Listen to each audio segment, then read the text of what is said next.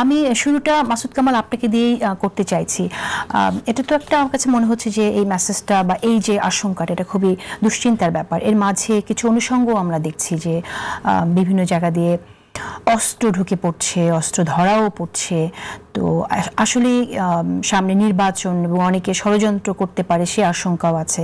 আপনি কি দেখছেন সামনের সময়টাকে, কিভাবে দেখছেন? আমি তো মাহফুজ আলমের এই কথাকে সঙ্গে দ্বিমত পোষণ করি না এই কারণে যে আসলে তো তাই। ধরেন আপনার সামনে একটা নির্বাচন হবে, এই নির্বাচনে তো ধরা যাক একটা দল জিতবে, অনেক দল জিতবে না, অনেক দল খুবই মন খারাপ করবে, এটা তো আছেই। যে দলটা আগে ক্ষমতায় ছিল 15 বছর একা একা রাজত্ব করছে নিজের মতো করে, তারাও তো বাইরে আছে, তারাও নানাভাবে চেষ্টা করবে, এটি স্বাভাবিক, তাই না? তো সেক্ষেত্রে একটা সংঘাতের পরিস্থিতি হতেই পারে। আবার ধরেন আপনার ওই সময় অনেকগুলো থানা কিন্তু লুট হয়ে গিয়েছিল, অস্ত্র লুট হয়ে গিয়েছিল। যারা অস্ত্রগুলো লুট করেছিল তারা তো নিশ্চয়ই ওটা বাড়িতে শোপিস হিসেবে রাখার জন্য নেয় নাই, ব্যবহৃত করবে। কেউ নিজের জন্য ব্যবহার করবে, কেউ অন্যের জন্য ব্যবহার করবে। অস্ত্র ব্যবহার হওয়া মানেই তো একটা আপনার সংঘাতপূর্ণ অবস্থা তৈরি হওয়া। কিন্তু সব মিলিয়ে নির্বাচনের আগে আবার অনেকে আবার চাইবে নির্বাচনটাকে বানচাল করার জন্য, সেটাও তো চাবে, একটা গ্রুপ তো আছেই। তো তারাও চেষ্টা করবে। সব মিলিয়ে পরিস্থিতির সামনের দিকে যা হবে এটা খুব স্মুথ হবে এটা আমি মনে করি না। এটা স্মুথ হতে পারতো, কিন্তু হতে পারতো কিভাবে? ধরেন যারা নির্বাচনে অংশ নেবে, যারা নেওয়ার মতো অবস্থা আছে আর কি, তারা সবাই যদি ঐক্যবদ্ধ থাকতো যে আমার ফল যাই হোক না কেন আমরা ঐক্যবদ্ধভাবে আমরা একটা নির্বাচন অনুষ্ঠান করি, যদি তাদের মধ্যে এই ধরনের মনোভাবটা থাকতো তাহলে কিন্তু এটা অনেক কম হতো। কিন্তু সেই ঐক্যটা আমাদের মধ্যে আছে, আমাদের যারা পলিটিক্যাল পার্টিগুলো আছে তাদের মধ্যে সেই ঐক্যটা আপনি দেখেন? আমি তো দেখি না। এখনই কিন্তু অভিযোগ পাল্টা অভিযোগ চলছে, একদল আরেকদলের বিরুদ্ধে। এবং এখনো অনেকের মধ্যে শঙ্কা আছে নির্বাচন কি আদৌ হবে কিনা ফেব্রুয়ারিতে। এই সংখ্যাটা আজকেই তো আমি দেখলাম, আমাদের এখানে অনুষ্ঠান শুরু হওয়ার আগেই বলতেছে আমাদের আলাপ হচ্ছিল, কিন্তু এটা তো আলাপের বিষয় হওয়ার কথা ছিল না।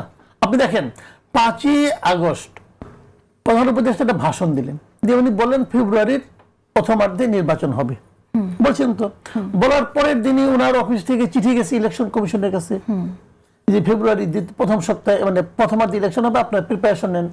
তাদের যে প্রিপারেশন যে গতিতে চলছে এটাকে আপনি বলতে পারবেন না যে তারা প্রিপারেশন নিচ্ছে না, এটাই স্বাভাবিক, এভাবেই হয়।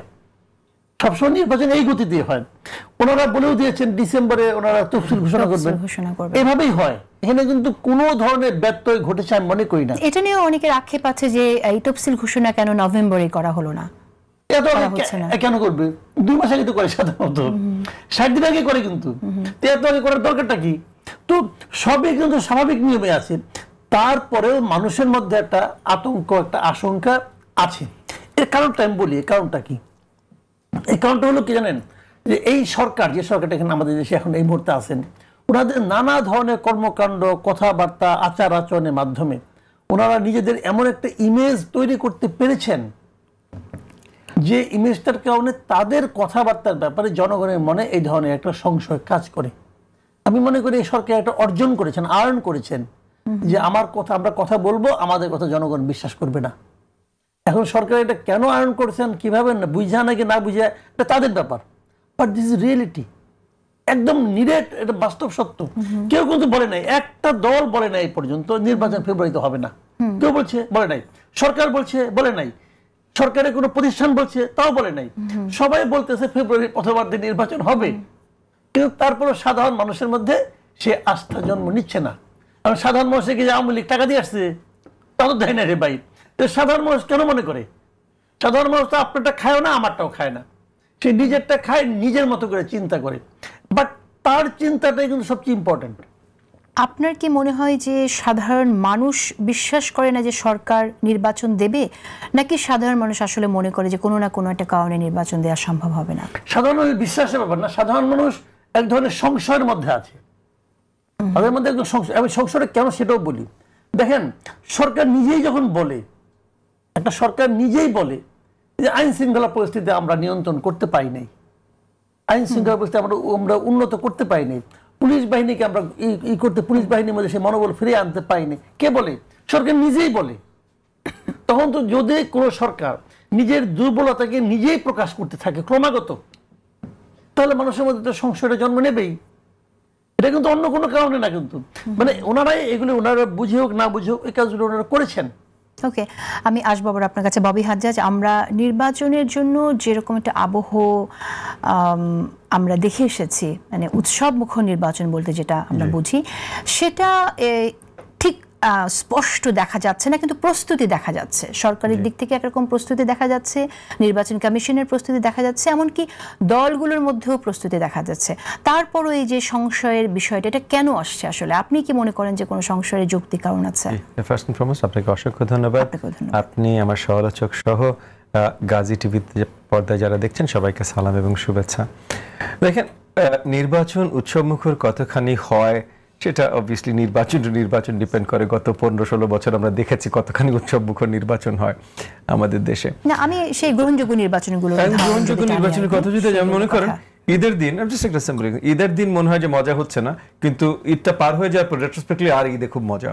তো এই নির্বাচনে আমি শিওর সবই হবে। নির্বাচনী প্রচারণার কাজ অনেকের শুরু হয়েছে।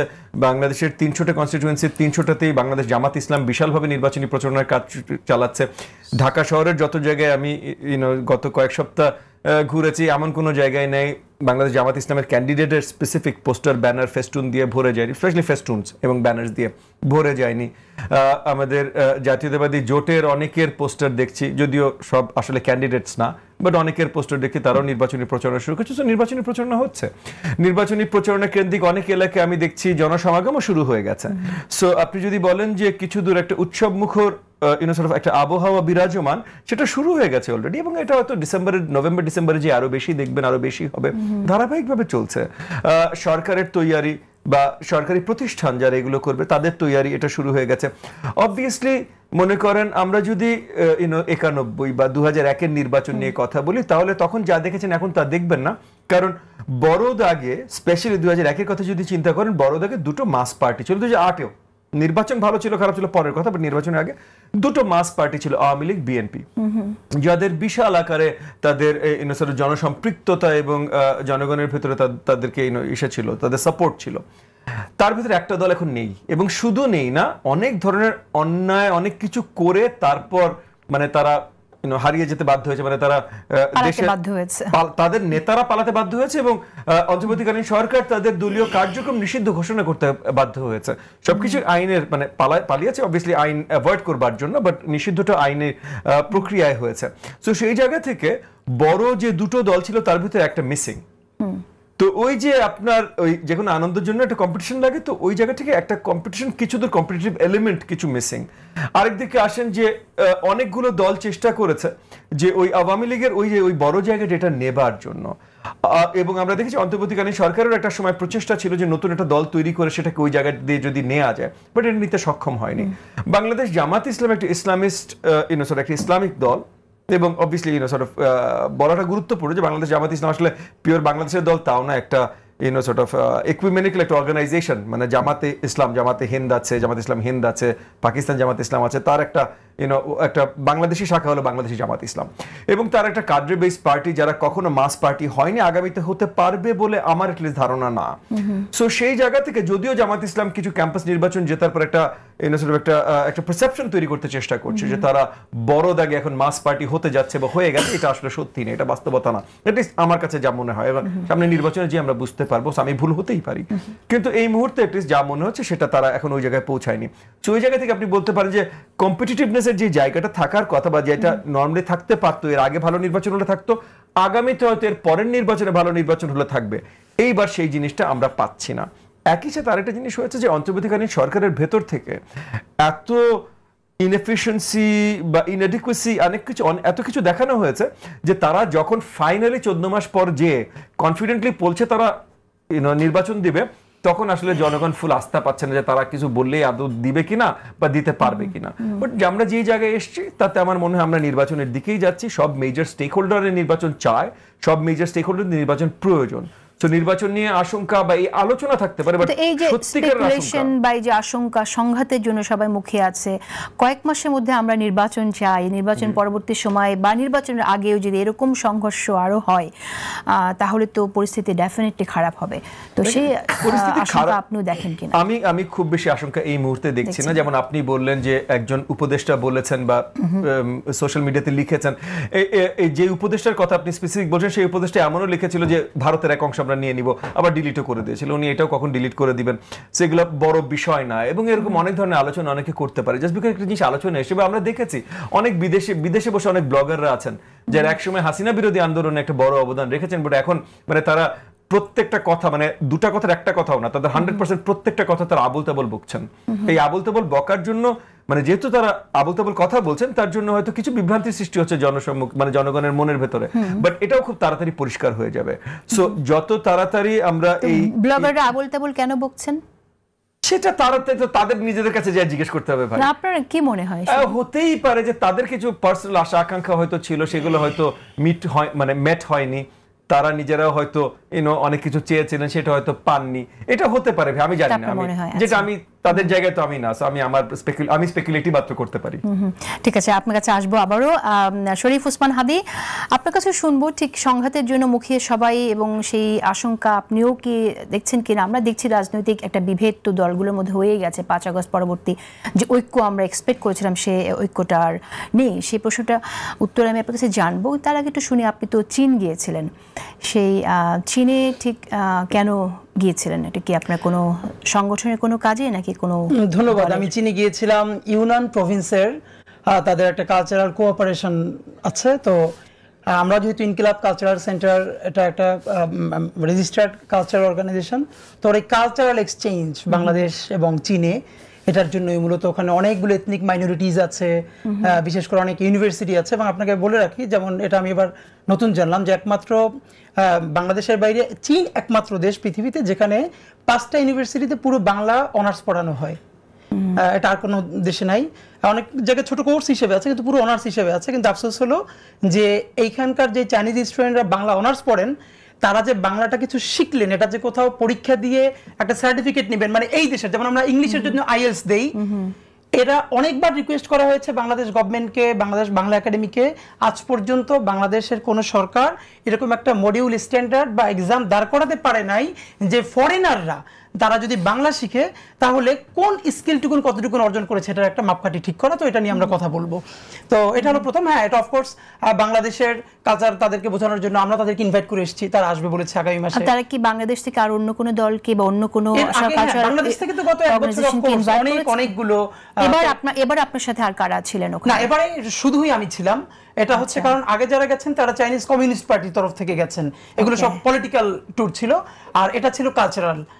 সম্ভবত আমরা আগামী বছরও এখান থেকে আরেকটা গ্রুপ যাবে অন্য একটা প্রদেশে, তাদের কালচারাল এক্সচেঞ্জ গুলো যাতে বেশি করে হয়। এবং এটা আমরা খুব ক্লিয়ারলি বলি যে বাংলাদেশে আমাদের যে একপাক্ষিক একটা দেশের হেজিমনি তৈরি হয়েছে, কালচারাল হেজিমনি, এটাকে ভাঙবার জন্য এই প্রোগ্রামে কি আমরা হচ্ছে জনপ্রিয় ব্লগারদের কথা, অনলাইন ব্লগারদের কথা হচ্ছে, এই প্রোগ্রামে কি পিনাকি ভট্টাচার্য গেছেন? আচ্ছা, আমি দেশে আসার পরে শুনেছি যে পিনাকি ভট্টাচার্য উনিও ওখানে গেছেন, আমার সাথে দেখা হয় নাই। অফকোর্স কাছাকাছি থাকলে ওনাকে আমি হ্যালো বলে আসতাম, কারণ এই নিয়ে আমার কোনো গ্লানি নেই। হ্যাঁ, এখন আমাদের অফকোর্স অনেকগুলো বিভেদ থাকবে, অনেকের কথা ভালো পছন্দ হবে, কারো পছন্দ হবে না, কিন্তু আমার একটা খুব কমন স্ট্যান্ডার্ড, হাসিনার পতনের আগ পর্যন্ত যারা সমস্ত ঝুঁকি নিয়ে এই গ্রাউন্ড ন্যারেটিভ তৈরি করতে পেরেছেন যে হাসিনা ফালানোর মতো শক্তি, তিনি অপরাজেয় নন, আমি তাদের সবাইকে শ্রদ্ধা করি।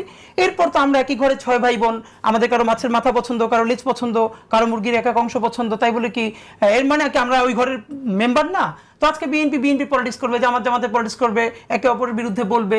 যেমন স্বাভাবিকভাবে যে ব্লগাররা বলি বা বাইরের যারা ইউটিউবার বলি, তাদের কথা যখন জামাতের বিরুদ্ধে বলবে তখন জামাত তাদের বিরুদ্ধে রিয়াক্ট করবে, যখন বিএনপির বিরুদ্ধে যাবে তারা রিয়াক্ট করবে। এটা তো অফকোর্স সবার নিজের একটা জায়গা আছে। এই রিয়াকশনটা খুব খারাপ কিছু না, এটা চলতে থাকবে। কিন্তু আমি মনে করি যে এটা আসলে অত বড় কিছু না, এটা একটা জায়গায় পৌঁছলে হয়তো। আর আমাদের যেই ক্যাওয়াটিক সিচুয়েশনের মধ্যে দিয়ে যাওয়া দরকার ছিল আমরা তো যাই নাই, তাহলে জাতি গঠনের সুবিধা হতো আরো। আমরা তো ভেঙে গড়বার যে ব্যাপারটা, আমাদের নেশন বিল্ডিং হয় নাই, এটা হতো। আমি বরং একটুখানি রেসপন্স করতে চাই যে আপনি যেটা প্রশ্ন করেছিলেন যে নির্বাচনের সংখ্যা, ইভেন আমরা এখানে বসার আগেও আমিও যে এটা কেন। দেখেন, ব্যাপারটা হলো পলিটিক্যাল পার্টি বা সরকারের কোনো কাজের কারণে এই সংখ্যাটা তৈরি হয় না। আমি এই কারণে বলি, আমি এসেই একদিনের জন্য বাড়ি গিয়েছিলাম, গ্রামে গিয়েছিলাম, চায়ের দোকানে বসে বসে মানে স্বাভাবিকভাবে দেখলেই তো অনেক, তো তাদের বুঝবার চেষ্টা করেছিলাম। এইটা একটা অনেকে আমরা ভিন্নভাবে ইন্টারপ্রেট করি যে সরকারের যে অ্যাটেম্প্ট এই কারণে বুঝে জনগণ বিশ্বাস করেন ইলেকশন হবে, না, ব্যাপারটা এমন না। সরকারের অ্যাটেম্পটের সাথে সংশ্লিষ্ট না, বরং দেশের অনেকগুলো সিনারি আছে। একদম ভ্যানওয়ালা, রিক্সাওয়ালা, সবজিওয়ালাও এখন বোঝে যে এই যে গভর্নমেন্ট আছে, গভর্নমেন্টের মধ্যে আরো গভর্নমেন্ট আছে, সে একমাত্র গভর্নমেন্ট না, সে চাইলেও অনেক কিছু চালাতে পারে না। প্রমাণ দেখেন, এই যে ঘাতক জেনারেলদের যে বিচারের প্রক্রিয়াটা শুরু হলো, তো আমি এবং অবাক হচ্ছি যে ধরেন খুব সিরিয়াস টকশোগুলো গ্রামের চায়ের দোকানে মানুষ লম্বা সময় ধরে দেখছেন, কথা বলছেন, ইম্প্যাক্ট তৈরি হচ্ছে। তো আমি বরং আপনাকে কয়েকটা বলতে চাই। এক নম্বর হলো ঘাতক জেনারেলদের যে বিচার, এই বিচারটা তো অনেক আগে শুরু হওয়ার কথা ছিল, অনেক চড়াই উতরাই পেরিয়ে ইভেন যেদিন তাদেরকে ট্রাইব্যুনালে, আমরা যদিও ছোট ছোট মাইনর ইস্যুতে বলেছি এসি বাসে আনা কেন হয়েছে, বাট এটা তো হিস্ট্রির অংশ হয়েছে এশিয়ায়, যে ঘাতক জেনারেলরাও যে কোনোদিন তারা আজীবন ইন্ডেমনিটি পেয়ে যাবেন এবং সিভিল কোর্টে তারা যে আসবেন না, এটা হতে পারে না, এবং তাদেরকে আসতে হয়েছে। এটা একটা বিগ অ্যাচিভমেন্ট। আপনি দেখেন, আমি সম্ভবত মাহফুজ আলম যেই সংঘাতটার কথা বলেছে, এই সংঘাতটাকে চূড়ান্ত করবার জন্য অনেকে চেষ্টা করছে। এখন ধরেন যদি ফেব্রুয়ারিতে ইলেকশন না হয়, আমাদের প্রথম জায়গাটা হলো লাভটা কার? লাভ প্রথমত হলো একমাত্র লাভ আওয়ামী লীগের। কারণ এখন যদি এই ইন্টারিমকে বা এই সরকারটাকে ফেল করানো যায়, আপনি মনে রাখবেন এইটা শুধু কিন্তু ইউনূস সরকারের ফেলিওর না, কারণ তারেক রহমান সাহেব বারবার বলেছেন এই সরকারকে ফেল করতে দেওয়া যাবে না। জামাত ইসলামী থেকে অন্যান্য সকল তাদের সমালোচনাও আছে, কিন্তু এই সরকারের তারাও কিন্তু অংশ। আই রিপিট, তার প্রত্যেকটা পলিটিক্যাল পার্টি বর্তমান বাংলাদেশপন্থী, তারা এই সরকারের অংশ, অঘোষিত অংশ অথবা ঘোষিত অংশ। এর মানে যদি সে ফেল করে, তারপর ইলেকশনটা কি হবে? একটা সেকেন্ড ফেজে কম মুজিববাদী এরকম একটা সুশীল সমাজকে ধরেন আপনি গভর্নমেন্টে আনা হবে, 1 বছর রাখা হবে, এরপরে আওয়ামী লীগকে সুন্দর করে পুনর্বাসনের মধ্য দিয়ে এরকম একটা ইলেকশনের প্রক্রিয়া আছে এবং চিন্তায় আছে, এইটা মানুষ বুঝছে। আচ্ছা, আপনি হাদি, আমি আপনার কথার প্রেক্ষিতে বলছিলাম যে উপদেষ্টাদের নিয়েও এখন আলোচনা হচ্ছে, তো সেই বিষয়ে আমি আপনার কাছেও শুনবো। আমি একটু মাসুদ কামালের কাছে জেনে আমি আসছি।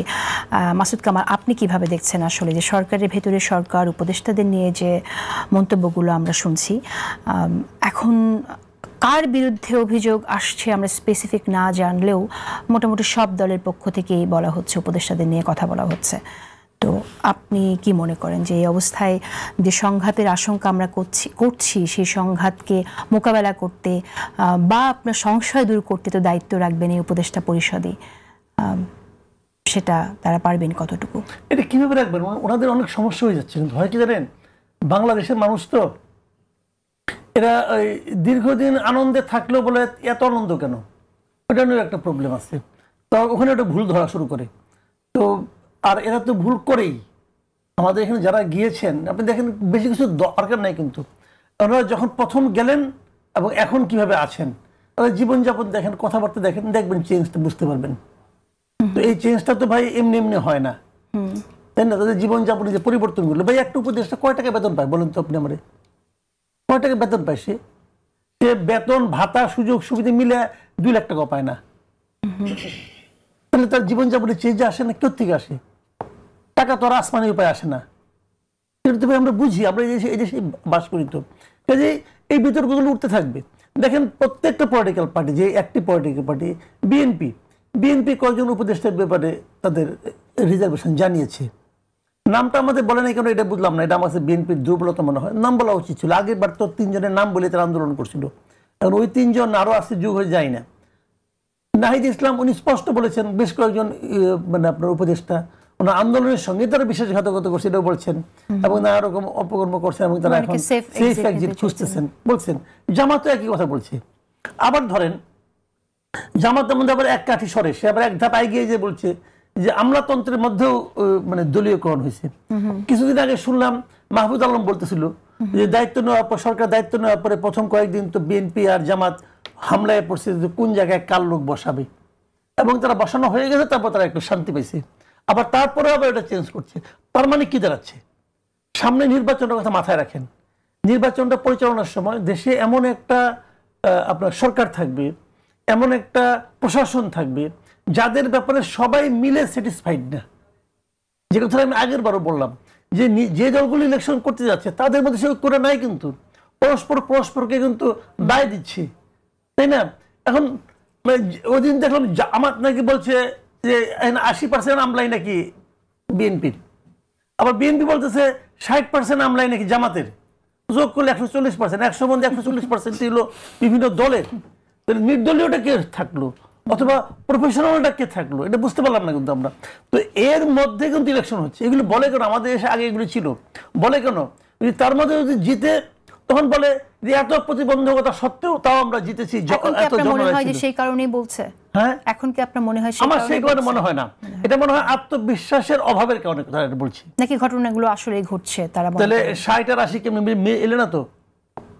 না, নিশ্চয়ই কোন পক্ষ বাড়িয়ে বলছেন, নিশ্চয়ই। হ্যাঁ, হলো কেমন কিনা? তো এটা হলো কি, মানে এগুলো হলো আমাদের রাজনৈতিক মানে বাণী এইভাবে আসে।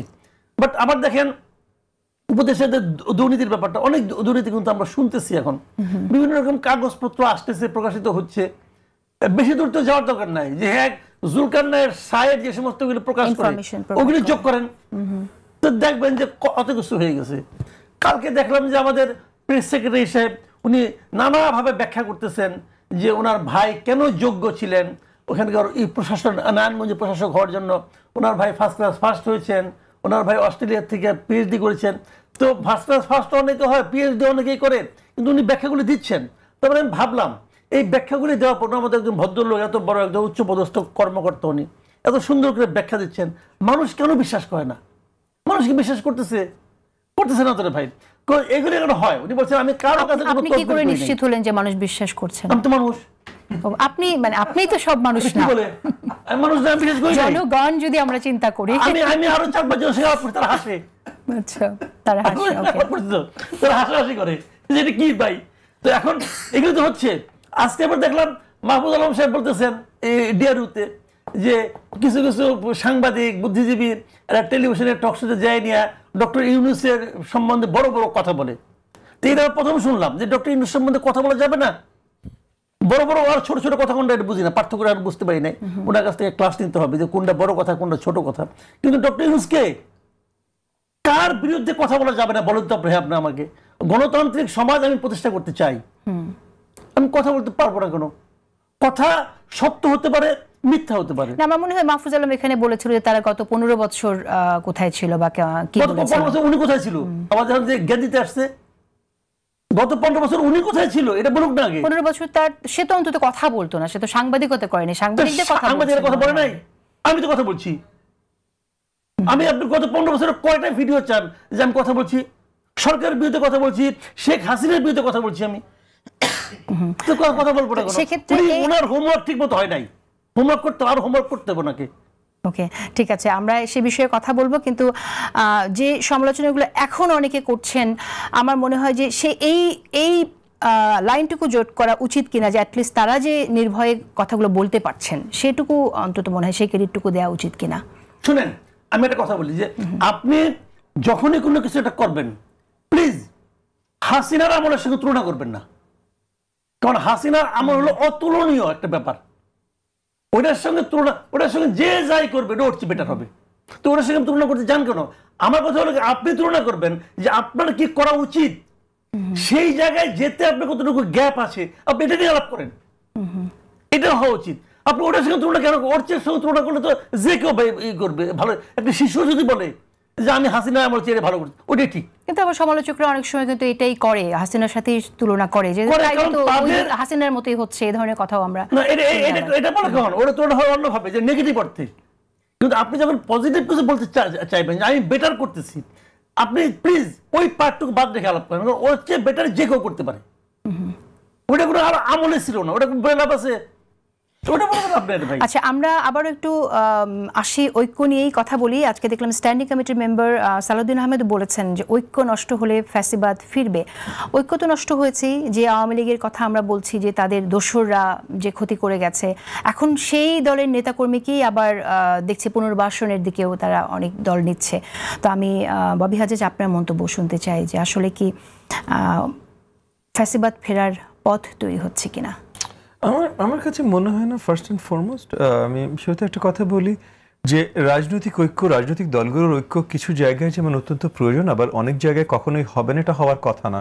গত বছর বা ইভেন গত অনেক বছর যখন আমরা অনেকে ঐক্যবদ্ধভাবে আমরা সেটা ফ্যাসিবাদ বিরোধী বা স্বৈরাচারী বিরোধী আন্দোলনে লিপ্ত ছিলাম, তখন কিন্তু আমরা স্পেসিফিক একটা টার্গেটেড গোলে আমরা সবাই এক ছিলাম। আমাদের ঐক্যটা ছিল যে গণতন্ত্র হরণ হয়েছে, এই হাসিনার সরকারি ফ্যাসিবাদ সরকার করেছে, এই সরকারকে নামাতে হবে, গণতন্ত্র পুনরুদ্ধার করতে হবে। গণতন্ত্র পুনরুদ্ধার একবার হয়ে গেলে তারপর আসলে গণতন্ত্র বেস্ট কিভাবে সার্ভড হতে পারে, এটা বিভিন্ন দলের বিভিন্ন ধরনের চিন্তা। অনেকে তো এটাও চিন্তা ছিল যে ফ্যাসিবাদ নামাবো কিন্তু গণতন্ত্র চাই না। অনেকের এই ধরনের, মানে আপনি একটা যদি ইসলামিস্ট দলের কথা বলেন বা কমিউনিস্ট পার্টির কথা বলেন, আইডিওলজিক্যালি তারা গণতন্ত্র চায় না। হ্যাঁ, এখন যদিও জামাত অনেক বলে গণতন্ত্রের কথা, সেটা ভিন্ন কথা। সো তাহলে সবার স্ট্যান্স ভিন্ন, সো সবার ঐক্যটা ছিল ওই স্বৈরাচারীর পতন। আজকে যদি আমরা আসি যে স্বৈরাচার আবার মাথা চারা দিয়ে দাঁড়াতে যদি যায়, আমি মনে করি যে সেই জায়গায় আমরা এখন ঐক্যবদ্ধ আছি, কিন্তু বাকিটা সবকিছুতে আমাদের ঐক্য থাকবে এটা চিন্তা করাটা অবাস্তবিক। তাহলে তো সবাই একটা রাজনৈতিক দলই হতাম, আর একটা রাজনৈতিক দলের ভিতরে আপনি ঐক্য কোথায় খুঁজে পেলেন? যখন হাসিনার আমলেও, যখন আওয়ামী লীগ পুরোটা হাসিনা আবদ্ধ আওয়ামী লীগ ছিল, মানে আওয়ামী লীগ একটা রাজনৈতিক দলও ছিল না, হাসিনার পার্সোনাল আর্মি ছিল। এই হাসিনার পার্সোনাল আর্মির ভিতরে তো এলাকা এলাকা মারামারি হতো না হাসিনা আর্মির ভিতরে। এখন আপনি দেখেন অনেক, এই যে গতকাল না গত পরশু দেখলাম যে আমাদের তরুণদের দল যে এনসিপি, তাদের পদ পদবি নিয়ে পুরো মারামারি ভিডিও ভাইরাল হয়ে গেছে। তো মানে নিজের দলের ভিতরে ভাই আমরা অনেক সময় রাখতে পারি না। এন্ড ফেয়ার এনাফ, রাজনীতি জিনিসটাই এরকম যে you are competing for people's love, যেটা ট্যান্টামাউন্ট টু, মানে যেটা আসলে প্রক্রিয়াগতভাবে ক্ষমতা, যার জন্য যে ক্ষমতা আমরা আমাদের দেশে আবার আমাদের একটা আমাদের প্র্যাকটিস আছে, হ্যাবিট আছে যে আমরা সরকার পরিচালনা বা সেবা এগুলো বলি না, আমরা বলি ক্ষমতা। সবাই ক্ষমতায় আসতে চায়, আসলে ক্ষমতাটা ওইভাবে হওয়ার কথা না। বাট ক্ষমতার লড়াই যদি হয় তাহলে লোয়েস্ট কমন ডিনোমিনেটর তো ভাই সবচেয়ে বেশি লড়াই ওখানে হবে। সো রাজনৈতিক দলগুলো সবকিছুতে ঐক্য থাকবে এটা হইতে পারে না, কিন্তু তারপরও সবকিছু থেকে কোনো কিছুতেই ঐক্য থাকার কথা না, তারপরও আমরা ঐক্যমত কমিশনে দেখেছি বেশিরভাগ ইস্যুতে রাজনৈতিক দলগুলো ঐক্যে আসতে সক্ষম হয়েছে। সো আমরা একটা আনপ্রেসিডেন্টেড সময়ের ভিতর দিয়ে যাচ্ছি যেখানে আর কি আসলে রাজনৈতিক ঐক্য অনেক বড়। ঠিক আছে, আপনি বলছেন যে হ্যাঁ সব জায়গায় ঐক্য থাকবে, কিন্তু একটা জায়গায় তো ঐক্য থাকবে, যে জায়গাটা ঐক্য নতুন বাংলাদেশ গড়ার জন্য, যেটা বলছেন অনেকেই যে ফ্যাসিজমকে আবার আসতে দেওয়া হবে না। তো এখানে আমি বলি, মুখে আমরা শুনছি যে ফ্যাসিজম যেন না ফিরে, আওয়ামী লীগ রাজনীতি করতে দেব না, কিন্তু আওয়ামী লীগের নেতাকর্মীদেরকে নিজের দলে ফেরানো হচ্ছে, তাদের ভোটারদেরকে নিজেদের কাছে নেওয়া হচ্ছে। এটা তো দ্বিচারিতা আমার কাছে মনে হয়। আমি চাই আওয়ামী লীগের প্রত্যেকটা ভোটার, আমি চাই সব ভোটার, জামাতের ভোটার আমি চাই, এনসিপির ভোটার আমি চাই, অন্য কোন দলের ভোটার আমি চাই। আমি রাজনীতি করি ভোটারের জন্য। তাদের নেতাকর্মীদেরকেও আপনারা পাশে নেবেন। নেতাকর্মীর কথা বলিনি, 1/81। আমি নেতাকর্মীর কথা উল্লেখ করেছিলাম। ফার্স্ট এন্ড ফরমোস্ট আমি ভোটারের জন্য কাজ করি ভাই। সেই ভোটারের আগে কোন দল পছন্দ করতে, এখন কোন দল পছন্দ করে আমার আসে যায় না ভাই। আমি যখনই বাংলাদেশের জন্য কাজ করার জন্য প্রতিজ্ঞাবদ্ধ হয়েছে, এখন ঠিক আছে আমি সরকারি কোনো পজিশনে যাইনি, সো আমি আসলে ওপেনলি প্রতিজ্ঞা করিনি, বাট রাজনীতিতে আসছি মানে নিজের কাছে একটা প্রতিজ্ঞা করে আসছি ভাই, যে এই দেশ, এই মাটি, এই জনগণের জন্য কাজ করব। তো এই জনগণের জন্য যখন কাজ করবো তখন ভেদাভেদ করবো না ভাই, যে আপনি হিন্দু আপনার জন্য করবো, আপনি মুসলমান আপনার জন্য করবো না, আপনি খ্রিস্টান আপনার জন্য করবো, আপনি বৌদ্ধ আপনার জন্য করবো না, বা আপনি এই পার্টি আগে পছন্দ করতেন করবো, আপনি এই পার্টি এখন পছন্দ করেন আপনার জন্য করবো না। আমি 18 কোটির জন্য করবো, এটা হলো প্রথমত। আর দ্বিতীয়ত হলো কারোর কোনো পার্টি করা বা পছন্দ করা কোনোভাবে অপরাধ হতে পারে না। যে অপরাধ করেছে, যেটা আমরা দেখেছি আওয়ামী লীগের বিশাল অঙ্কে, ইফ নট মোস্ট, মানে সব এটা কখনোই বলা যাবে না, বাট মোস্ট নেতৃত্বে যারা ছিলেন তারা দেশের বিরুদ্ধে বিশাল বিশাল অপরাধ করেছেন। আচ্ছা, তাদেরকে যদি কেউ নিতে চায় সেটা অবভিয়াসলি কোনোভাবে আমরা সুন্দর চোখে বা ভালো চোখে দেখবো না, বাট নেয়ার সুযোগটা কেন পাবে? কারণ আইনি প্রক্রিয়া তো তাদের আসার কথা। কারা কতটুকু অন্যায় করেছে সেটা কিভাবে নির্ধারিত হবে সেই বিষয়টা আইন শৃঙ্খলা বাহিনীর দায়িত্ব, আইনের দায়িত্ব। অন্তর্বর্তীকালীন সরকার এত বড় বড় ডাক দিচ্ছে, এত বড় বড় কথা বলছে, আজ পর্যন্ত যেমন মনে করেন আমি আওয়ামী লীগের কথা একটু সরে আসি, আরেকটু একদম দুধভাত একটা দলে আসি, বাংলাদেশ জাতীয় পার্টি 14 মাস হয়ে গেছে। জাতীয় পার্টি আমরা মানে সবাই জানে ভাই জাতীয় পার্টি কত অতপ্রুতভাবে আওয়ামী ফ্যাসিবাদের সাথে সংযুক্ত ছিল। জাতীয় পার্টি মিনিমাম হলো 2018 সালে কত ভোট ডাকাতি করেছে। জাতীয় পার্টি আর কি আপনার অর্থনৈতিক লুটতরাজ করেছে। এরপরও গত 14 মাসে জাতীয় পার্টির একটা বড় নেতার বিরুদ্ধে সরকার কোনো মামলা করে নাই, কোনো মামলা দায়ের করে নাই। ভুলে যান ভাই যে আওয়ামী লীগের এগেইনস্টে যেগুলো মামলা করেছে এগুলো আসলে সত্যিকারের বিচারিক প্রক্রিয়ায় গেলে প্রত্যেকটা মামলা বাতিল হয়ে যাবে। যে অ্যাকচুয়াল ভাই লক্ষ কোটি টাকা বাংলাদেশ থেকে লুট করে নিয়ে গেছে, তার নামে দিয়েছে 10টা খুনের মামলা, যে 10টা খুনের সাথে সে জড়িত ছিল না। সো এখন সে হয়তো ফাঁসির জায়গায় মানে কাঠগড়ায় তার দাঁড়ানোর কথা, কিন্তু মামলাগুলো এমন ভাবে দেওয়া হয়েছে সে সুন্দর সত্যিকার যদি যখন মামলার বিচার হতে যাবে কোর্টের কোনো উপায় থাকবে না এই মামলা খালাস করে দেওয়া ছাড়া, এইভাবে করে মামলা করা হয়েছে। সো বাদ দেন ভাই এই অন্তর্বর্তীকালীন সরকারের কথা। বাট জাতীয় পার্টি, এই দুধভাত পার্টি, এটারও কাউকে বিচারের আওতায় আনা হয় নাই, বিচারের আওতায় আনা হয় নাই। এরা বড় বড় ডাক দিয়ে যাচ্ছে, তার জন্য একটা পয়েন্টের পর যে একটা ডাক এসে এই পার্টিকেও নিষিদ্ধ করো, এই পার্টিকে নিষিদ্ধ করার ডাক তো প্রথমে আসে নাই ভাই। সো এই জায়গাগুলোতে আইন শৃঙ্খলা বাহিনী, আইন ব্যবস্থা এবং সরকার, এই যে অন্তর্বর্তীকালীন সরকার, অন্তর্বর্তীকালীন সরকারের ভুল দোষ এইগুলো একটা দুটা না ভাই, সব জায়গায় তারা কি বলেছিল, তারা বিচার করবে, তারা জুলাই যোদ্ধাদের সুরক্ষা দেবে এবং ফাইনালি তারা নির্বাচন দেবে। তারা জুলাই যোদ্ধাদের সুরক্ষা আজ পর্যন্ত এখনো দেখেন চিকিৎসার অভাবে বসে আছেন, তারা বিচার প্রক্রিয়া কোনো কিছু ঠিকভাবে করতে পারে নাই। অ্যাটলিস্ট নির্বাচনটা যদি ঠিকভাবে দিতে পারে আমরা ইনশিওর করবো, আমরা যারা এতদিন আন্দোলন করেছিলাম আমরা আসবো আপনার কাছে।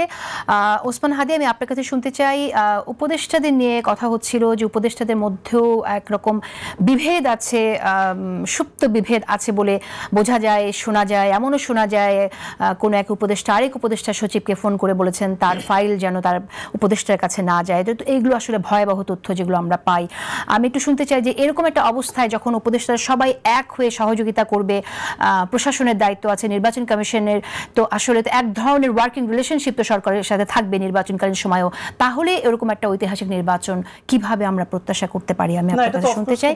এবং মানে ধরেন এই পর্যায়ে মানে উপদেষ্টাদের মধ্যে তো আমরা বুঝি যতটুকুন বাইরে থেকে যে এক একটা চাঙ্কের যে এই চাঙ্ক হলো বিএনপি লবি মেনটেন করে, এই চাঙ্ক এনসিপি লবি মেনটেন করে, হয়তো এই চাঙ্ক জামাত লবি মেনটেন করে। এখন ব্যাপার হলো ধরেন যে কারো ব্যক্তিগত পছন্দ অপছন্দ থাকতে পারে, এটা অন্যায় না, কিন্তু বাংলাদেশে তো প্রফেশনালিজম গ্রো করে নাই। যে আমি ধরেন আমার অ্যাক্টিভিজম আছে, এখানে আমার অ্যাক্টিভিজমের একটা পার্ট আছে, বাট আমি যখন ইউনিভার্সিটিতে পড়াই তখন মানে আমি এই আমার অ্যাক্টিভিজম ওইখানে আমাকে আলোড়িত করে কিনা, আমি একাডেমিকলি কতটুকু অনেস্ট, এই যে প্রফেশন আমাদের গ্রো করে নাই। এখন দেখেন আমি বরং একটু এখান থেকে যোগ করতে চাই যে এই যে সামনে তো নির্বাচন হয়ে যাচ্ছে ইনশাল্লাহ, এখন বিএনপিও কিন্তু অন্তত 3 জন উপদেষ্টার একদম নাম করে লম্বা, আপনি দেখেছেন ইশরাক ভাইয়ের নেতৃত্বে আন্দোলন হয়েছে, ইভেন আসিফ মাহমুদ এবং নাহিদ ইসলামের ব্যাপারেও বলা হয়েছে। তো এবং এই যে 3 জন ছাত্র উপদেষ্টা ছিল, ধরেন আমি এটাকে যদি স্যাম্পল সাইজ হিসেবে ধরি যে, এবং বিএনপির অনেকেই বলেছে তাদের বড় বড় দুর্নীতি আছে, আমরা যদি ধরি নেই সবকিছু। এখন এই যে দেখেন পলিটিক্সটা কি জায়গাটা এসে ঠেকেছে, বিএনপি বলেছে অন্তত এই 3 জন উপদেষ্টা অনেক করাপ্টেড হয়েছে এবং তাদের প্রমাণ তাদের কাছে আছে। এখন যদি আমরা দেখি সামনে এনসিপি বিএনপির সাথে জোটবদ্ধ হয়ে অথবা একটা বোঝাপড়ার পর ইলেকশন করছে, তাহলে বিএনপি কি আগে মিথ্যা বলেছে? মানে বিএনপি যদি সত্য বলে তাহলে তো তাকে এক্সপোজ করতে হবে, নাম্বার 1। মানে যদি এনসিপি জামাতের সাথে যায় তাহলে আমি ডিজিএফআই এর কাছে, বিএনপির কাছে যত আমলনামা আছে এই ট্রাপ সেই ট্রাপ সব ওপেন করে দিব। আর যদি আমার সাথে এসে ইলেকশন করো, কিছু এমপিও দিব, মন্ত্রী দিলে দিতে পারি, এখন পর্যন্ত শিওর না, তাহলে আর দিব না। তাহলে বিএনপির কোনটা সত্য? বিএনপি ওই যে 3 বার বলেছিল উপদেষ্টাদের ব্যাপারে, ওটা সত্য নাকি তাদেরকে এই চাপ দেওয়ার জন্য বলেছিল? আসেন উল্টো এনসিপির তরফে নাহিদ ইসলাম বলেছেন বেশ কিছু উপদেষ্টাদের ব্যাপারে, যারা এটা আরো ভয়াবহ অভিযোগ যে জুলাইয়ের সাথে গাদ্দারি করেছে, করাপশন টরাপশন না, সরাসরি গাদ্দারি করছে এমন নাম তারা জানেন এবং তারা সময় মতো নাম বলে দিবেন। আমি সর্বপ্রথম অন্তত 10 বার বিভিন্ন মিডিয়ায় বলেছি, প্রেস কনফারেন্সে বলেছি, নাহিদ ইসলাম শুধু এনসিপির নেতা না, এই জুলাইয়ের ঐতিহাসিক গণ অভ্যুত্থানেরও একজন বড় যোদ্ধা। সুতরাং তার পার্টিকে উইন করানোর জন্য বা তার পার্টির কোনো অ্যাডভান্টেজ নেওয়ার জন্য তিনি যদি এই কথাটা বলে থাকেন, এটা চরম অনৈতিক হবে। তিনি যেহেতু বলেছেন আমরা মিন করি, তিনি এত হালকা একটা কথা বলে ফেলবেন না একটা পার্টির প্রধান হিসেবে। দ্যাট মিনস তার কাছে অফকোর্স কনক্রিট তথ্য আছে যে কারা কারা গাদ্দারি করেছে। তার উপরে ঐতিহাসিক নৈতিক দায় হলো তাদের নাম বলে দেয়া। আমরা তো পলাশির 250 বছরের পর এখন মির্জাফর কে ছিল তারে নিয়ে বই পুস্তক আমরা জুলাই গণ অভ্যুত্থানে পড়তে চাই না, আমরা এখনই জানতে চাই কারা আমাদেরকে গাদ্দারি করলো। তাহলে এই যে নাহিদ ইসলাম বললেন, এরপর নাহিদ ইসলামকে এখন পর্যন্ত বলেছেন সেফ এক্সিট, এর মানে কি? তাহলে আপনারা আমাদেরকে যদি এভাবে হেল্প করেন তাহলে বলবো না, আর যদি না বলেন তাহলে নাম বলে দিব। মানে সবাইকে এই পলিটিক্সটাই করতেছে। মানে নাহিদ ইসলামও এখন পর্যন্ত নাম ডিসক্লোজ করে নাই, বিএনপিও যাদের বিরুদ্ধে দুর্নীতির অভিযোগ বলেছে সেগুলোও কিন্তু সামনে আনে নাই, হয়তো তাদের সাথে গেলে আর সামনে আনবেও না। একইভাবে জামাতের ক্ষেত্রেও হবে, জামাত বলছেন যে হয়তো কিছু উপদেষ্টাদের কণ্ঠ ভয়েস রেকর্ড পর্যন্ত তাদের কাছে আছে। প্রথম কথা হইলো এইটা তো জামাতের কাছে থাকার কথা না, বলেছে আছে, তাহলে এইটা তো জামাতের কাছে থাকার কথা না, এটা এজেন্সির কাছে থাকার কথা। তাহলে অফকোর্স জামাতের কাছে সরবরাহ করেছে কোন এজেন্সি, এর মানে এই উপদেষ্টাদের সব সবকিছুই কোনো না কোনো এজেন্সির কাছে আছে, এগুলো ওপেন হবে। এর মানে কি আমাদের যার যা আছে এটা আমরা সামনে পলিটিক্যাল টুল হিসেবে বার্গেন করে সামনে কতটুকু অ্যাডভান্টেজ পাবো এটা, তাহলে আমাদের ব্যাপার হলো। এবং ভাই যেটা বললেন, দেখেন এইটা ভাইয়ের অনেস্টি একটা, সেটা হলো উনি এটা ক্লিয়ার করেছেন যে না আমি ভোট চাই সবার, এবং এটা ভোটের রাজনীতিতে এইটাই। দেখেন আমরা যখন ফ্যাসিবাদের বিরুদ্ধে বলি, এইটা হলো না আমাদের আইডিওলজির জায়গা, যে আমরা দর্শনগতভাবে সবাই এই ফ্যাসিবাদের বিপক্ষে, কিন্তু যখনই আমরা এই যোদ্ধারা ইলেকশন করবে তখন কিন্তু তাকে পছন্দ করেন অপছন্দ করেন তাকে ভোটের রাজনীতিটা করতে হচ্ছে, এবং ভোটের রাজনীতিতে সবার ভোট তাকে লাগবে। মুশকিলটা হয়ে গেল আমাদের যেটা একটা কালেকটিভ ফেলিওর যদি আপনি বলেন, বাংলাদেশের যেটা সবচেয়ে ক্ষতি হয়েছে ঠিক জুলাই গণ অভ্যুত্থানের পরে এই ফ্যাসিস্ট রেজিম বা পার্টির সাথে আমরা জাতিগতভাবে কিভাবে রিয়েক্ট করব, এইটার একটা ন্যাশনাল কনসেনসাস হওয়া দরকার ছিল। বিএনপি, জামাত ইসলামী, এনসিপি সবাই মিলে বসে যে না ভাই আমরা আমাদের ভোটের রাজনীতির কারণে একে স্পিচ দেবো না। আমি তো বরং অন্য একটা জিনিস দেখি যেটা অনেকে চিন্তাই করে না। ধরেন আমি ধরে নিচ্ছি, মানে আমি মানে শিওর না, বিএনপি মানে সরকারে আসলো, ওকে, এবং ধরে নিলাম জামাত ইসলামী অপোজিশন হলো। এখন ধরেন এইখানে তো একটা চ্যালেঞ্জ আছে যেটা সামনে আওয়ামী লীগের ভোট ব্যাংকে ভীষণভাবে আলোড়িত করবে। কিরকম? ধরেন বিএনপি স্বাভাবিকভাবে একটা গণমুখী দল এবং সে অনেক ভুলভ্রান্তি হতেই থাকবে ক্ষমতায় আসার পরে, খুব কমন। আবার উল্টো দিকে জামাত যেহেতু অত গণমুখী দল না, সে একটা ক্যাডার বেস পার্টি, সুতরাং সে একটু বেশি অর্গানাইজড। তো তার বিএনপির মতো গণমুখী দল যে অনেকগুলো ভুল করবে এটা খুব স্বাভাবিক। সেখানে জামাত ইসলামী আবার একটা ক্যাডার বেস পার্টি যে আবার গুছিয়ে পলিটিক্সটা করবে এবং তার ভুলগুলোকে ক্যাশ করবে। বাংলাদেশের মুশকিল হলো যে কয়েকবার তত্ত্বাবধায়ক সরকারের অধীনে নির্বাচন হয়েছে কোনো গভর্নমেন্ট রিপিট করে নেয় দ্বিতীয়বার। তাহলে ধরেন জামাত ইসলামী যদি অপোজিশন হয় তাহলে বিএনপিও ভুল করবে স্বাভাবিক। এর মানে পরের ফেজে ক্ষমতায় কে, যদি একটা স্বাভাবিক সমীকরণ করি, এর মানে এটা কিন্তু আমি নিশ্চিতভাবে বলছি না, তাহলে জামাত। এখন বিএনপির ক্ষেত্রে জামাতের মতো দল যারা বেশি মানে ক্যাডার বেসড এন্ড অর্গানাইজড, তার থেকে আওয়ামী লীগ তার অপোনেন্ট হিসেবেও বিএনপির পলিটিক্সের জন্য ভালো। মানে কারণ আওয়ামী লীগ তো ঐক্যবাসী করবে মানে গণমুখী দল হিসেবে, সুতরাং তার থেকে মানে আপনার দুটো শত্রুর মধ্যে কাকে বাঁচবেন, যে একটু অর্গানাইজড সে নাকি বরং যে আরো অনেক ব্লান্ডার করবে আপনি ক্যাশ করতে পারবেন। তো এই হিসাব নিকেশগুলো আছে। আমি বরং আপনাকে একটা কথা বলি যে ব্যাপারে আমাদের সব থেকে বেশি সতর্ক থাকা দরকার, সম্ভবত আগামী নভেম্বরের প্রথম বা দ্বিতীয় সপ্তাহের মধ্যে শেখ হাসিনার রায়টা হয়ে যাবে আন্তর্জাতিক অপরাধ ট্রাইব্যুনালে, এবং এই রায়টা হওয়ার আগে পরে বাংলাদেশে নিশ্চয়ই অনেক বড় কাজ করবার চেষ্টা করা হবে, কানেক্ট করার জায়গা যেসব জেনারেলদের বিচারের মুখোমুখি করা হচ্ছে তাদের একটা গ্রুপ থেকে। এরপরে আপনি দেখবেন এয়ারপোর্টে আগুন, এটা এত সহজ ব্যাপার না, বাংলাদেশের এত গুরুত্বপূর্ণ, এবং কোন সময় আগুন লেগেছে যেখানে রূপপুর পারমাণবিক বিদ্যুৎ কেন্দ্রের এত বেশি ম্যাটেরিয়াল আছে এবং অস্ত্র ধরা পড়লো আজকে। তো এই সবগুলোকে যদি আপনি কানেক্ট করেন, এরা মিলে চাইবে নির্বাচনটাকে বানচাল করবার জন্য। আমার মনে হয় আমরা বিএনপি করি, জামাত ইসলামী করি, এনসিপি করি, যে যা করি, বাংলাদেশপন্থী যারা দল তাদের সবার আগে কাজ হলো এই সময়টাকে কৌশল, সাহস এবং ঐক্যবদ্ধভাবে প্রতিহত করা। মাসুদ কামাল, আমি আপনার কাছে আসছি। ওসমান হাদি যে কথাটি বললেন যে সামনে নভেম্বরে শেখ হাসিনার হত্যার যে বিচারের যেটা পেন্ডিং, সে রায় আমরা পেতে যাচ্ছি, এবং পাশাপাশি আরেকটি ব্যাপার যে শেখ হাসিনার দল আওয়ামী লীগ, পতিত আওয়ামী লীগ যেহেতু নির্বাচনে অংশগ্রহণ করতে পারছে না, সেজন্য তারা একটা ষড়যন্ত্র করতে পারে। এবং হাদি এখানে রিলেট করেছে বিমানবন্দরে আগুন, আমরা আবার দেখছি অস্ত্র, যেমন আজও বিমানবন্দর রেল স্টেশনে অস্ত্র উদ্ধারের ঘটনা ঘটেছে। আপনি জানেন যে অস্ত্র এখানে সেনাবাহিনী গোয়েন্দা সংস্থা যৌথ অভিযানে অস্ত্র উদ্ধার করা হয়েছে। আপনিও কি এরকম আশঙ্কা করছেন যে আসলে আওয়ামী লীগ এক ধরনের ষড়যন্ত্র করবে এবং নির্বাচন বানচাল হতে পারে? দেখেন, আওয়ামী লীগ আমার ধারণা তারা চেষ্টা করবে, কারণ মানে তারা অবশ্যই যদি সরকার খুব স্মুথলি চলে, ভালোভাবে চলে, তাহলে তাদের তো ফিরে আসাটা বিলম্বিত হবে, তাই না?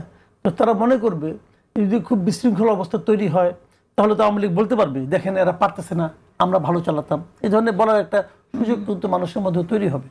আর এই অস্ত্র উদ্ধার, আগুন ধরা, এটার সঙ্গে যদি আপনি আওয়ামী লীগকে জড়ান, মানে আইডিয়া করে, আপনি কোনো প্রমাণ তো পান নাই, যখন আইডিয়া করে জড়াবেন তখন কি হবে জানেন? তখন যেটা হয়, এটা আগের গভর্নমেন্ট আমলে হইতো, তখন যেটা হয় সেটা হলো আপনার ওই প্রকৃত আসামি আর ধরা পড়ে না, তখন কিন্তু আপনি একটা লাইন ধরে দিলেন যে তুমি ওই লাইনে খোঁজো। এখন তাহলে যারা নাকি আসলে এই ধরনের কিছু কাজ করতে চায়, ধরেন যে দেশে আওয়ামী লীগ নাই সে দেশে তো আগুন ধরে তো সে দেশে অস্ত্র উদ্ধার হয়।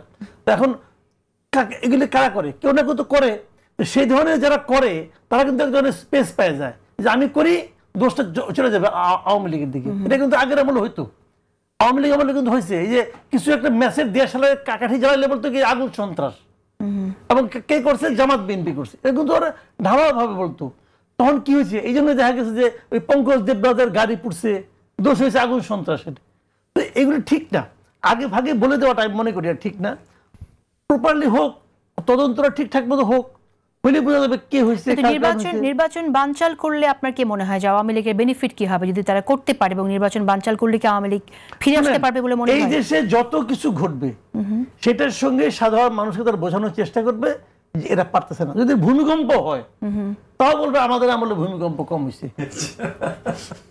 এটা হলো বাংলাদেশের মানুষ, এবং এটা মানুষ বিশ্বাস করে, কিন্তু অদ্ভুত মানুষ বিশ্বাস করে এগুলো আমি দেখছি। তো এক সময় আমার খেয়াল আছে, এক সময় এই নতুন সরকার দায়িত্বে আসলো, তখন বেশ ঝড় তুফান হচ্ছিল, নাম হয়ে গেল তুফানি বেগম, তুফানি বলছে এগুলো। উনি আসছে, আল্লাহর গজব পড়ছে, মানুষ এগুলো বলে। তো ঠিক আছে, আমরা একটু অন্য প্রসঙ্গে যেতে চাই। ববি হাজেজ, আপনার কাছে শুনতে চাইছি যে আরপিও 20 অনুচ্ছেদ সংশোধনের যে বিষয়টি, সেখানে বিএনপি আপত্তি জানিয়েছে এবং বিএনপি বলছে যে এটি করলে আসলে গণতান্ত্রিক অধিকারের উপর হস্তক্ষেপ। আপনার দল থেকে আপনারা কি মনে করেন? জি, আমরা খুবই নেতিবাচকভাবে দেখি। আমরা ইতিমধ্যে অফিশিয়ালি নির্বাচন কমিশনকে এটা চিঠি দিয়ে জানিয়েছি। দেখেন, নির্বাচন কমিশন এই আরপিওর এই সংশোধনীটা যখন ফার্স্ট উত্থাপন করে আজ থেকে বেশ কয়েক মাস আগে, তখন আমরা নির্বাচন কমিশনের সাথে অফিসিয়ালি যেয়ে বসে, আমার পার্টি এনডিএম এর পক্ষ থেকে আমরা অফিসিয়ালি যেয়ে বসি এবং চিফ ইলেকশন কমিশনের সাথে আমরা আলোচনা করি, ওনাদেরকে আমরা জানাই, এবং চিফ ইলেকশন কমিশনার তখন আমাদেরকে আশ্বস্ত করেন যে এটার ফাইনাল মুভ সব রাজনৈতিক দলের সাথে আলোচনা না করে হবে না। যদিও তারা এটা এটা আলোচনা তারা শুরু করে দিয়েছিলেন রাজনৈতিক দলের সাথে না, মানে সরকারকে জানিয়েছিলেন। সো তারপর আমরা আপনার সরকার, মানে অন্তর্বর্তীকালীন সরকারের উপদেষ্টা মণ্ডলীর সাথে বসি এই টপিকটা নিয়েই, এবং তারাও আমাদেরকে আশ্বস্ত করেন যে তারা সকল রাজনৈতিক দলের সাথে আলোচনা না করে এটা বাস্তবায়ন করবেন না। তারপর হঠাৎ করে 3 দিন আগে দেখলাম তারা এটা বাস্তবায়ন করে দিলেন। প্রথমত বড়ভাবে নেতিবাচকভাবে দেখি যে তারা আলোচনা না করে এটা করেছেন। এটা কেন করেছেন? মানে ফার্স্ট এন্ড ফরমোস্ট এটার যুক্তিটা কি? গণতন্ত্র উদ্ধার হবে কি হবে, যুক্তিটা কি? আচ্ছা, কোনো যুক্তি নেই। আচ্ছা, তাহলে তুমি সবার সাথে আলোচনা করেছো? করো নাই। প্লাস তুমি এত late in the day rules of the game change করতে পারো না। নির্বাচন একটা কম্পিটিশন, এই কম্পিটিশনে সবাই তৈরি নিয়ে আসবে। এখন মনে করেন আপনি ফুটবল খেলতে যাচ্ছেন, আপনাকে আগে থেকে বলা ছিল খালি পায়ে খেলা, আপনি যে পৌঁছালেন এক টিমের হাতে জুতা আছে, আপনি বললেন এখন জুতা পরে খেলতে হবে, আপনার কাছে তো ভাই জুতা নাই, আপনি একটা ডিসঅ্যাডভান্টেজে পড়ে গেলেন। আপনাকে যদি প্রথম থেকে জানানো হতো এভাবে, তাহলে হয়তো আপনি একভাবে প্রিপেয়ার করতে পারতেন। হারেন জিতেন ভিন্ন বিষয়, সব রুলই কাউকে না কাউকে সহযোগিতা করবে, হারেন জিতেন ভিন্ন বিষয়। এটা আসলে কেন করা হলো বলে আপনার মনে হয়? আমি তো কোনো বাস্তবিক কারণ খুঁজে পাই না। কারণ এগেন, নির্বাচন একটা স্ট্র্যাটেজিক কম্পিটিশন। এই স্ট্র্যাটেজিক কম্পিটিশনে রাজনৈতিক দলগুলোর কাছে যত টুলস অ্যাভেলেবল থাকে, এই কম্পিটিশনটা তত আরো শক্ত হতে পারে। সেই জায়গা থেকে আপনি হঠাৎ করে কোনো কারণ ছাড়া, কোনো কারণও দেখান নাই, কারোর সাথে কথাও বলেন নাই। এখানে যে আপনি একটু আগে বলছিলেন না মাসুদ ভাইয়ের সাথে কথা বলার সময়, এমন একটি সময় এই সংশোধনটা এসেছে যখন নতুন দল এসেছে এবং নতুন দলের জন্য সুযোগ সৃষ্টি হয়েছে জোটবদ্ধভাবে নির্বাচন করার। আমরা দেখছি অনেকগুলো দল জামাতের সাথে যাচ্ছে, আবার এআরপিওতে আসছে, পোস্টারিং করতে পারবেন না। আপনি যে মার্কা চেনাবেন ভাই, আপনি প্রত্যন্ত অঞ্চলে আপনার মার্কাটা চেনাবেন কিভাবে? আপনি পোস্টারিং করতে পারবেন না, আপনার মার্কাটা পুরাতন না। অপেক্ষাকৃত ছোট দলগুলোর জন্য এটা আপনি ছোট বাদ দেন, নতুন দলের কথা চিন্তা করেন, যারা নতুন এসেছে, ছোট বড় বাদ দেন। অবভিয়াসলি নতুন আসলে automatically by dint of age ছোটই হবে, বাট ছোট বড়টা ইম্পর্টেন্ট না। ইম্পর্টেন্ট হলো সমান অধিকার তো হইতে হবে, একজন একটা চেনে আরেকজনটা চেনে না। আমি ওসমান হাদি, আপনি কিভাবে দেখেন আরপিওর এই সংশোধনীকে? ছোট দলগুলোকে চ্যালেঞ্জের মুখে ফেলার জন্য কি এটা করা হলো কিনা? এখন এক্স্যাক্টলি প্রথম হচ্ছে আসলে ডিসকাশনটা তো পলিটিক্যাল পার্টিসগুলোর সাথে, মানে স্টেক হোল্ডার সাথে ভাই বলছেন যেভাবে হওয়া দরকার ছিল হয় নাই। কিন্তু আমি আবার এই ব্যাপারটাও করি না যে ইলেকশন মানে ধরেন তফসিল ঘোষণার আগ পর্যন্ত অফকোর্স একটা ভালো ইলেকশন করবার জন্য অনেক নতুন চিন্তা করা যেতেই পারে, কিন্তু অফকোর্স সেটা তার স্টেক হোল্ডারদের সাথে। এখন ভাই অ্যাকনলেজ করেছেন যে কোনো রুলই কোনো না কোনো দলকে একটু অ্যাডভান্টেজ দেয়, কাউকে আবার ডিসঅ্যাডভান্টেজও ফেলে। এখন যারা ডিসঅ্যাডভান্টেজে পড়বে তারা রিঅ্যাক্ট করবে, যারা অ্যাডভান্টেজ করবে তারা চুপ থাকবে।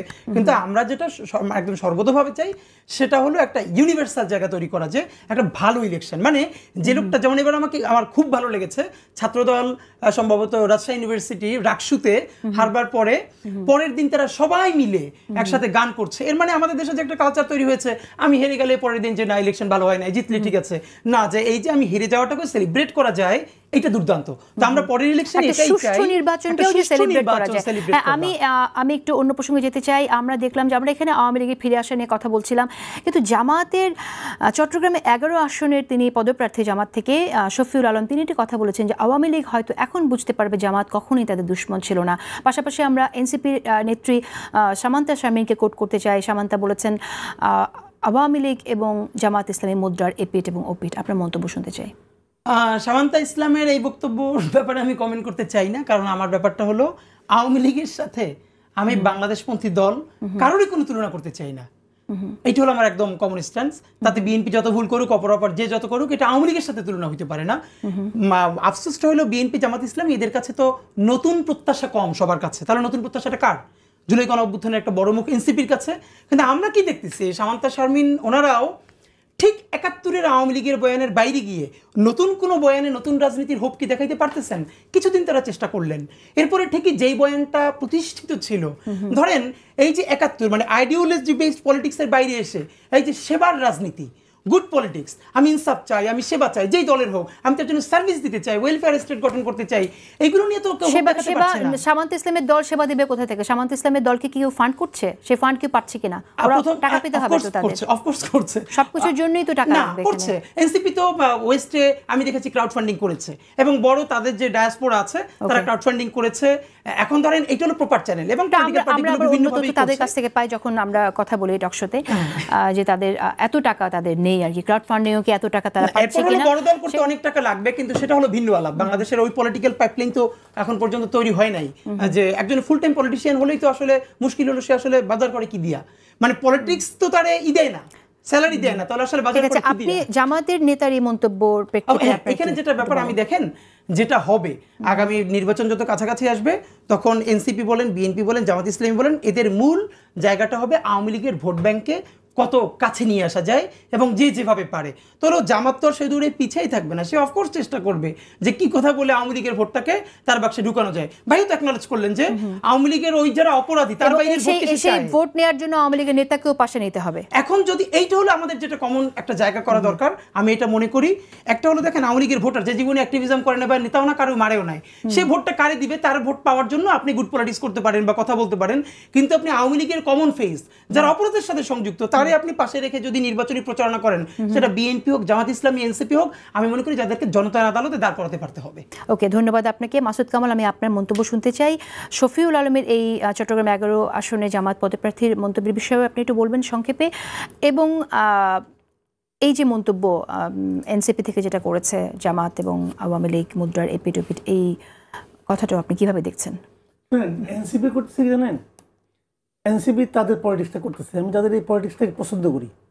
এটা হলো গিয়ে ওরা যখন এই একটা দল করছিল অনেক সম্ভাবনা নিয়ে, আমি নিজে ওই দল নিয়ে খুব আশাবাদী ছিলাম, কিন্তু তারা খুব দ্রুতই মানুষের কাছে কিন্তু হতাশার বস্তুতে পরিণত হয়েছে তাদের ব্যক্তিগত সীমাবদ্ধতা, চিন্তা ভাবনা এবং নানা রকম কর্মকাণ্ডের মাধ্যমে। এবং তাদের নামে দুইটা ট্যাগ লেগে গেছে খুব জোরালোভাবে। একটা হলো তারা হলো কিংস পার্টি, আরেকটা হলো তারা জামাতের বি টিম।